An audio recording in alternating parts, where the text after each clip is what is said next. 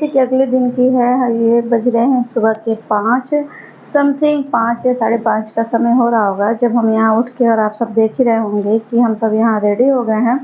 कुछ लोग तो रेडी हो गए हैं और बाकी लोग हो रहे हैं। और हमारा एक प्लान ऐसा था कि हम कभी साड़ी वगैरह नहीं पहनते हम सब, तो सारे सिस्टर का ये था कि मंदिर जाना है तो एक ड्रेस कोड बनाया जाए और सब लोग साड़ी पहनते हैं। सो इस वजह से हमने साड़ी पहना था और सारी सिस्टर जो भी हैं वो उन सभी लोगों ने साड़ी वेयर की हुई थी।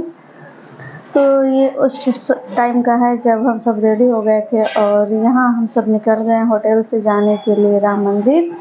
तो रास्ते में जैसा कि आप यहाँ देख पा रहे होंगे कि ये शिवा अभी तो बहुत ज़्यादा छोटा है, लेकिन इसे उठने में बहुत ज़्यादा दिक्कत हो रही थी। अगर बच्चों को सुबह के 5 या साढ़े 5 बजे उठा दिया जाए तो उनका क्या ही मूड होगा।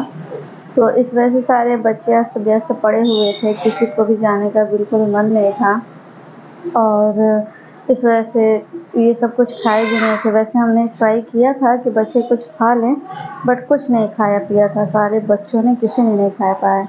और ये रहा मेरा, ये जो आज का जो मैंने वियर किया था ड्रेस, वो ये रहा जिसमें आपको पूरा लुक देखने को मिल जाएगा। मैं कभी साड़ी वगैरह वियर नहीं करती, बहुत कम ही वियर करती हूँ, बट सभी को ये था कि सबको साड़ी वियर करना, इस वजह से मैंने भी किया हुआ था। तो साड़ी में मेरा लुक कैसा आ रहा है प्लीज़ आप मुझे कमेंट करके ज़रूर बताइएगा। और यहाँ हम सब आ गए हैं। होटल से निकलने के बाद हम लोग आ गए हैं यहाँ पे रोड पे। ये हो रही थी कि मॉर्निंग के टाइम पे हमें सबसे पहले चाय पीनी थी। तो हमें जैसे ही हम रोड पे आए हुए थे होटल से निकलने के बाद, हमें एक स्टॉल मिल गया था जहाँ पे अच्छी चाय मिल रही थी। सो यहाँ पे हम सभी ने चाय को एंजॉय किया। किसी को दूध वाली चाय पीनी थी, किसी को काली चाय पीनी थी, तो जिसे जो पीना था वहाँ पे ये सभी लोग पी लिए थे। और उसके बाद हम लोग निकल गए थे राम मंदिर के लिए। एक्चुअली आप यहाँ देख पा रहे होंगे कि हम लोग राम मंदिर पैदल ही जा रहे हैं, वो इसलिए क्योंकि होटल के पास से ही बिल्कुल पास में हमारा वो राम मंदिर था। जिस जगह पे हम लोग रुके हुए थे वहीं से, या फिर यूँ कह लीजिए शाम के टाइम पे तो हम लोग छत पे भी गए हुए थे, तो वहाँ से बिल्कुल दिख रहा था राम मंदिर। और ये जो हनुमानगढ़ी होता है, हनुमान जी की मंदिर जो है, वो वहाँ से दिख रही थी।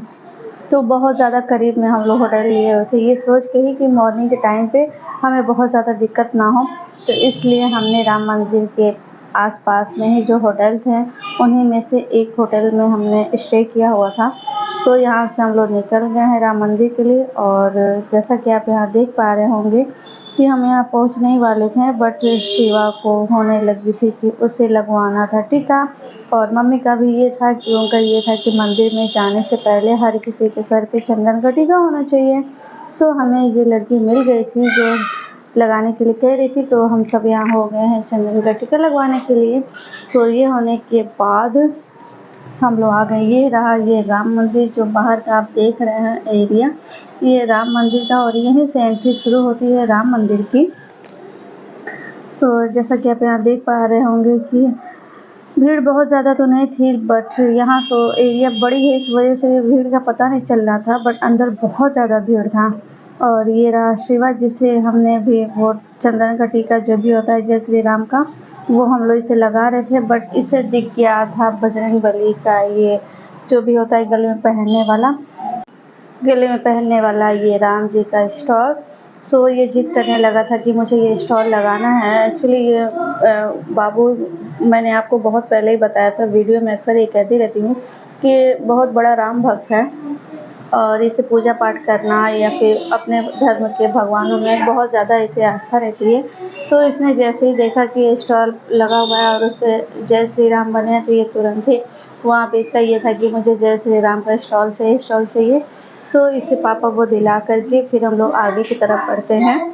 और यहाँ आप देख पा रहे होंगे कि ये एक ऐसा किला था, और बाकी किलों में से जैसा मैं आपको आगे दिखा पाऊँगी, बहुत सारे ऐसे किला होंगे जो मैं आपको इस वीडियो में दिखाऊंगी। तो उन्हीं किलों में से एक किला ये भी था जो सुग्रीव जी का था।